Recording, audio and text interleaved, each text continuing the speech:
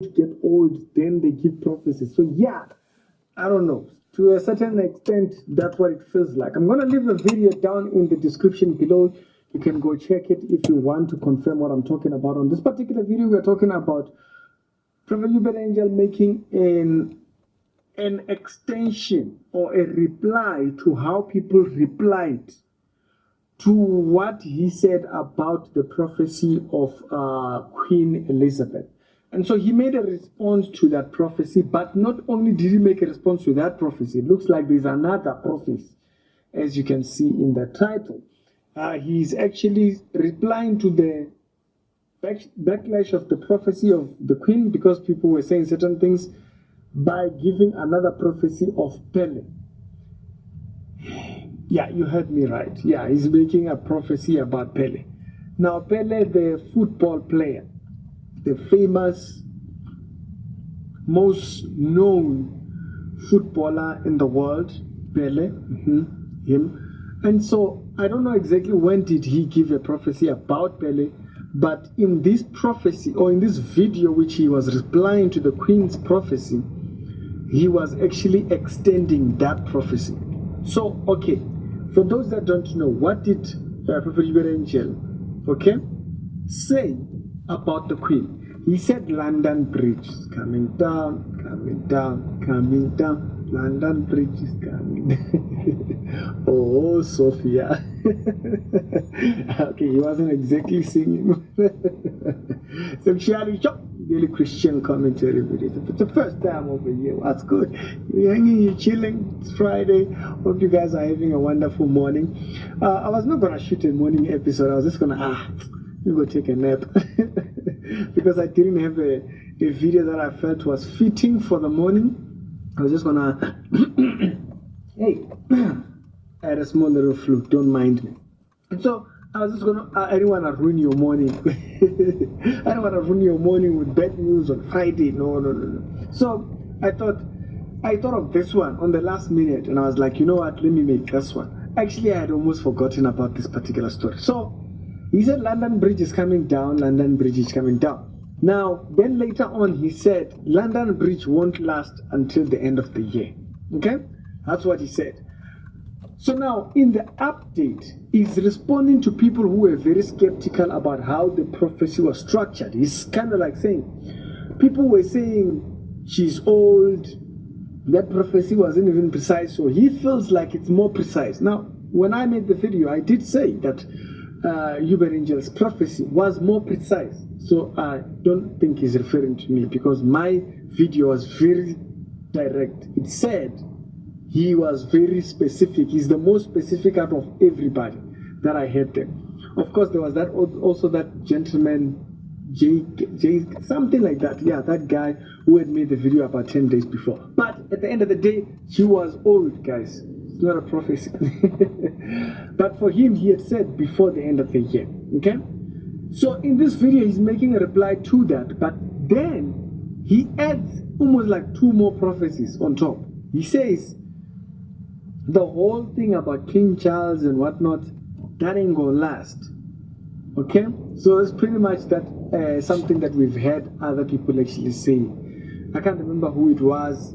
I can't remember. There was other people that said that King Charles thing, his reign won't last, so they might as well prepare the next person who is to come in his place. So that's what he also then added. But the prophecy that he got to, which I wanted to actually address mainly on this video, is the Pele prophecy. Because he was saying, since people think he doesn't know, like in detail, according to the prophecy, he then starts saying, to Pele, he's actually gonna give a date. Okay? Yeah. He said he's gonna give all full details. And so, I'm making this video also so that if you have seen that video where he gives all that detail, holla at your boy. Holla at your boy. Your boy needs to get up to date if he does give that out. Because the small little clip that I saw, okay, which I said I'm going to leave down in the description, it didn't have that part. It didn't have where he gives the full details of saying, for Pele, it's this day. Because that's what he literally says in that video. But you can go watch that video. I'll leave it down in the description below.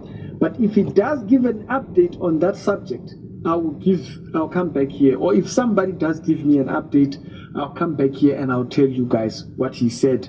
When did he say? But at the end of the day, I still hold to the same views that I did when I spoke about the Deborah Fraser video. Where people were saying, she looked well, she looked like she was recovering, everything looked very good and whatnot. And I came out and I said, there's a reason why we live life in hope. There's a reason why we live life looking forward, okay? Not looking back and being dragged back by, maybe tomorrow Mandans might exit, So we live life in hope because that's how God wants us to constantly be looking at ourselves, because that can get depressing. You're just thinking about dying and whatnot. Now imagine somebody saying that they're going to come out and give a date for your death. And so my views on this particular subject are still the same. Even though when he does speak about it, I will come back and I give the update. But, I think they need to take a chill pill. They need to relax. They need to allow people to have a life. Jesus Christ, what's wrong with you people? Are you that broken? Are you that broken? Like that you can't allow people to just have a life, They're like, what is death? What are these death prophecies? What is it exactly? What is this? How much misery do you like seeing? Because you clearly like it. You clearly like misery. You go around telling people they're gonna die, what. Personally, I wouldn't lose sleep about it, but you guys need to check yourselves, man. You need to check yourself. When the Bible actually brings out a message of the prophet, there's always a direction to the message. This is why this entire thing about death prophecies and stuff like that was not that big of a thing in the Bible. You won't even find that many accounts in the Bible. You won't find that many accounts of it, because it's not the lifeline of proving your calling. But to these modern day professors and so forth, it seems like it is. It seems like live, breathe, and think. Now, think about it. Here's Pele, right? Most world-renowned. All of a sudden, somebody just comes out and says, I pretty much know the day and the weather that's going to be there on the day when you pass. Wrong with these people. So my views on that particular part of the thing is that I still hold to the same views. I don't think these people, although they claim that this is some, like the way they're conducting themselves right now, right? The way they're conducting themselves out there, I know they think that this is it, but for me, the more I look into it, the more I don't see Christ's edification in their gift, or in what you've portrayed as your gift. I don't know if that's the gift that God has given you, but I do know that this entire chasing of who's gonna die, what, just love calamity, love terrible news. That's all they prophesy. I know definitely that's not edifying. And so, when the Bible says, He gave prophets and apostles and pastors and what, for the edification, I definitely don't see that in these people's gifts. But hey, what do we know? All they do is make people roll on the ground, vomit. I'm not talking about prophets in general. I'm just talking about this particular individual that chase death prophecies. All they do is tell everybody when they're going to die, and then they go from telling people when they're going to die, they jump onto the bandwagon of whatever God knows. Their focus is never the word. Their focus is something else. They love fear-mongering. They love hiding people's emotion. They love just tickling people's, whatever fantasies and dreams that people have. You just feed that. You're gonna be rich, you're gonna be this. And so it's a little bit far off from the edification of bringing people to God. It's more drawing a person into themselves. But that's what I see. Like, imagine now, Pele's family hearing that Mandem is going very soon. And yeah, there's somebody that knows what word it's gonna be like after the. To be honest with you, I think to me, if this is really a gift from God, you guys clearly don't know how to communicate it, or your gift is not maturing. In a gift, a godly gift, there is maturity, and you learn how to communicate. Okay, you have a gift of preaching. You grow, you mature, you know how to handle scripture, and you know how to handle excitement so that you can preserve yourself in the word. You don't get too hyped up to a point where you now start saying things that are not biblical. You know? As you grow, the gift matures. But this gift, I have many questions. Are you sure? I know many of you guys, you are charlatans. You got it from corner stores, you know? Or mostly people that watch this channel are not them directly. The people you are following, they got it from a corner somewhere in a juju shop. Yeah, they're the spirit of the dead that's following them, that's speaking those things at the back of their head. At the end of the day, there isn't growth. And of course, the gift from the devil is not going to grow. Excuse me? Doesn't work like that. But hey, that's what he says. He says that Bella is next. He says Prince Charles thingy, King Charles, it won't last. So that's his update and reply to the death prophecy of thingy. He just made it worse. Is that the formula?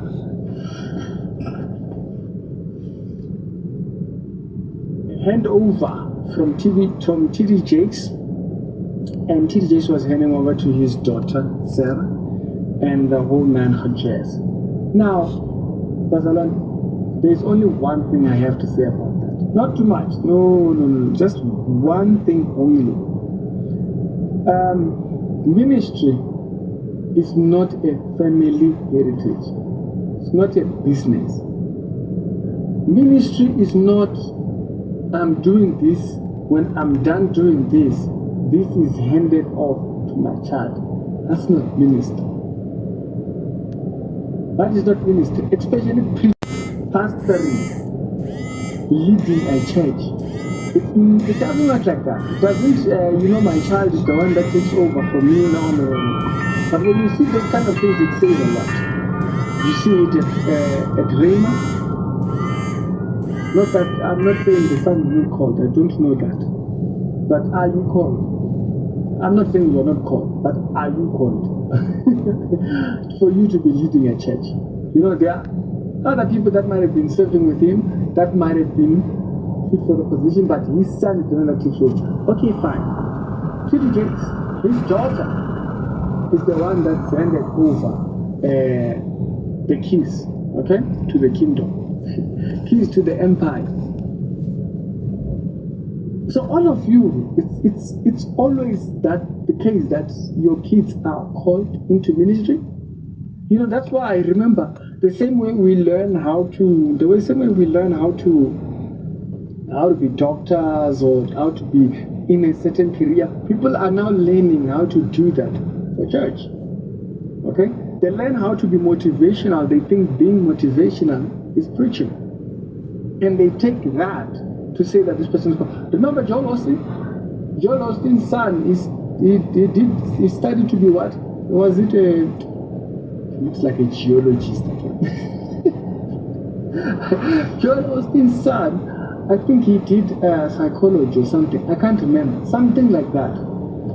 But he didn't do theology. No. But all of a sudden, Joel Austin's son was a preacher now at his church. For me, that's a big hint that I'm partly in a child's church.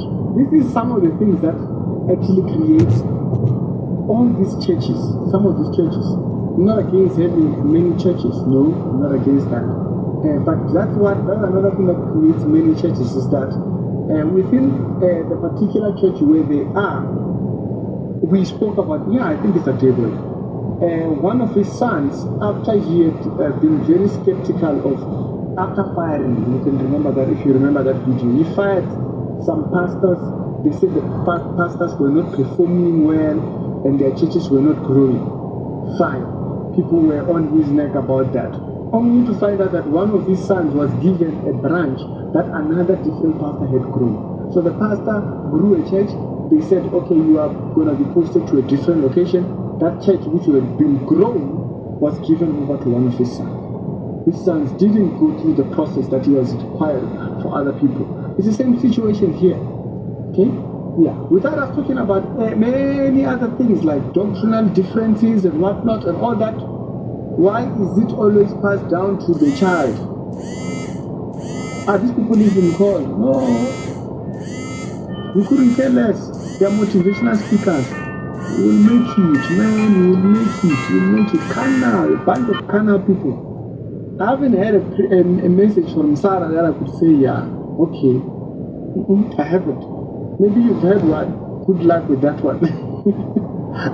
But I haven't had a message. These people are all just motivational preachers. Even T.D. Jakes sometimes himself, he's also a motivational preacher. Sometimes he will get on your neck and you're like, brother Wood is talking. But then he gets on his bandwagon of teaching funny things, teaching funny doctrines and stuff like that, you know? Teaching mortalism. T.D. Jakes believes in mortalism, this idea that God is one being. He presents himself as father sometimes, he presents himself as son sometimes, and he presents himself as misunderstands the doctrine of God. Don't mix it. You don't have to fully understand it's okay, but keep it like that. But why is it that these churches portray themselves as a business, as an empire? A hint for me that you're dealing with a child. Reality show, today Christian commentary videos, and if it's the first time over here, check out the other episodes that we did. You will find them down in the pinned comments. I thought it was very important we highlight not only the false prophets online giving false prophecies and whatnot, but also to highlight these ones. They just hand each other cups, silver, blood, there you go. And then they give other people different standards. This is what creates all these mini churches and what, a lot of these other churches. It's people branching out. There have been pastors that have been with T.D. Jakes from 20 years ago. But now, they're still sitting there, and one of the daughters is the one that now does thingy. Is she called? It's because they have a very low standard of what a calling is. Okay? Yeah, don't give a scenario. They always have a scenario of why they feel they were called and whatnot and stuff like that. But hey, to each and every single man, his own. At the end of the day, we will all answer. The same way, all these people that you see in the pinned comments, the videos that you see in the pinned comments, people are saying, God told me this. The same thing with these people who are out there claiming that God has called them into the ministry when they know very well they are not called. It's Ricky. My thoughts are why? My thoughts are not made. No. It's simple as this. Are you called? If you are not called, you have no business over there. Because you are the kind of people that create all kinds of mess up there. You don't even start, but you still want to argue doctrine. Hey, I tell Allah, video that shows Pastor Chris actually doing a miracle with T.D. Jakes. Now, I've always heard about this video. I heard that this video was out there, and I was like, what video is this? What is this video? Come to the channel if it's the first time, and hey, this video is sponsored by RA. They do car key programming and car key duplication. So don't lose your main key, get a duplication, get your quotation on that particular number, and I'll give you a little bit more details towards the end of the video. So stay tuned for that particular one if you are looking for that. And okay, Pastor Chris, we are killing me. Now, we started first with talking about the grandson, which is Bashir. Then we spoke about the son, spiritual son, which is Liberator. Then we are talking about the spiritual father himself. So finally, I got to see the video, and this is the video that we are talking about.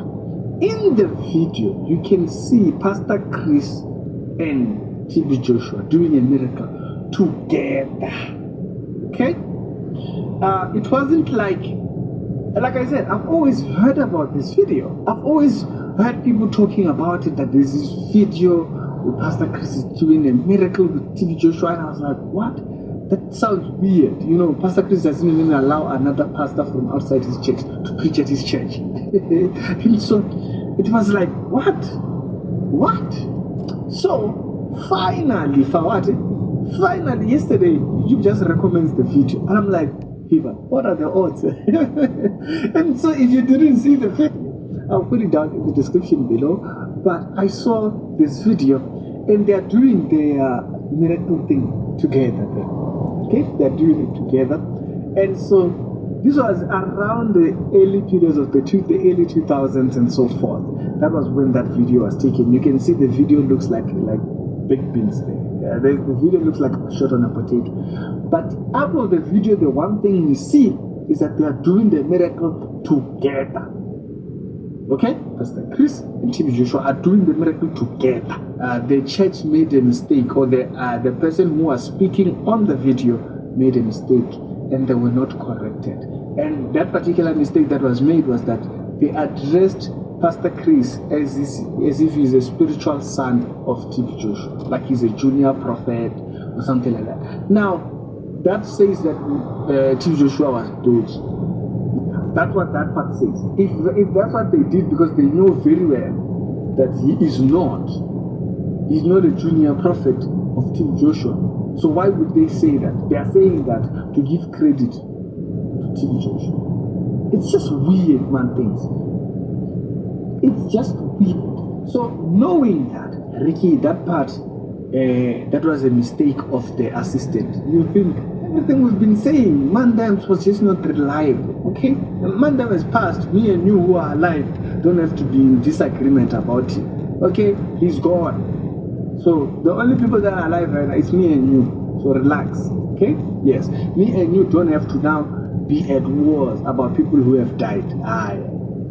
Calm down. Those people have died. He's died, he's dying. He died, he's dying. Me and you are here. Can we agree on something? On this point, why did his church do that? Do you want to tell me that they did that by mistake? They even put it on video, and they allowed it to be addressing Pastor Chris as a junior prophet to TB Joshua. It was intentional. Because remember, by then, TB Joshua was getting a lot of heat on him. And so, he wanted to find people that were in association to him. Okay? Now, does that mean that, why Pastor Chris going to TB Joshua makes him an equal to TB Joshua? Now, we might say that we don't like Pastor Chris. He teaches weird man type of things. Pastor Chris also teaches that if you don't speak in tongues, you don't have the gift of the Holy Spirit. He is one of those people that it's a display. It's the first thing. No, it's a gift, and some people don't have it. But Christ Embassy makes a very big deal about speaking in tongues. So, for a person who has such views in extreme, yes, I don't agree with him in a lot of things. But in this situation, we're talking about TB. Why did TB's team and him think it was so that Pastor Chris can get some of the heat off of him? Pastor Chris teaches the Bible better than thing. Yeah. Now, it's not a competition thing. Okay, TB Joshua is not a good preacher. He's preaching, like for instance, that's why I don't listen to a lot of people that come from TB Joshua's church. Yeah, because their teaching is very basic, man. No lies. It's not a jab at them or anything like that. Their teaching is very, very basic. Just love people, love. We must love. You're like, yeah, it's not kindergarten. Their messages are very basic, and so it's nothing against them. I just don't. I came into Bible thingy from a teacher's perspective, and so there's a lot more depth, and there's a lot more reading, a lot more to associate. There's a lot of verses that go into, like that say a lot. You understand when it comes to how I approach the Bible. So when I hear a person just they read one verse, they just start talking stories, which is what TB Joshua people do. I'm not into that type of thing. You're wasting my time. I feel like so much you can do you. But with TB Joshua particularly was like that because he didn't know the Bible. Okay? And he did this to associate himself. And so finally, we saw the video. Finally, we have the video. And the interesting part is one. why did TV Joshua keep the part of saying that this was TV Joshua's junior prophet? It's because he wanted to associate with someone who is in the biblification. I found that very interesting. Mandem was fake all the way. He was dedicated. He was even faking things that he shouldn't even be. But it's quite an interesting and funny one. I'm just glad I actually got to see the video finally. It's Ricky. Other episodes done to leave it out in the comments, and yeah, be blessed and have a wonderful Friday and stay blessed. Second episode of the day, and on this particular episode we are talking about the company that gave Bushiri a loan for Sparkling Waters Hotel. Woman, then they have trouble going on over there. Hello, I actually posted an article yesterday, and I wanted to cover a little bit of that part of that article. So let's reality show. Daily Christian commentary videos. If it's the first time over here, what's good? What's happening?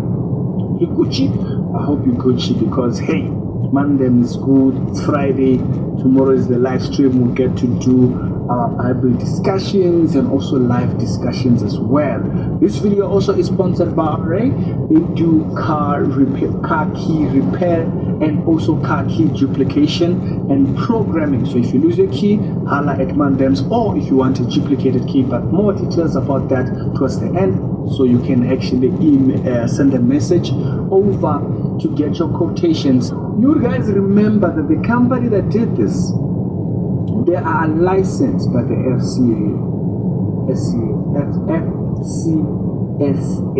They are licensed by things so that they can operate as a. But woman, then they seem to be in hot waters. They might be losing their license because of what they did. Because apparently they were not supposed to do them type of things that they did. Now, that's one of the reasons why I'm covering the story. But it's not just that.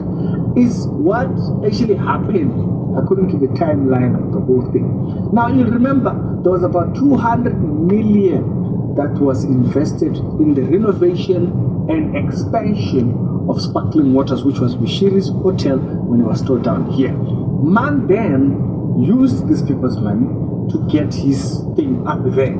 While he was there claiming to have businesses all over, doing massive things, doing big man things, man then was out there owing people not paying. So he wasn't paying. So he got arrested. Now this is the part that I really wanted to focus on. He got arrested. After Bushiri got arrested, he came out. When he came out on bail, they say, according to this article, they started communicating with Bushiri. Hey Munna, what's going on? Munna, what's happening? You got the bail, Mandam thing. Remember that we gave you the loan. Can you do Mandam good? Guess what Bushiri said? According to the article, they say Bushiri said, Munna, I promise you. I promise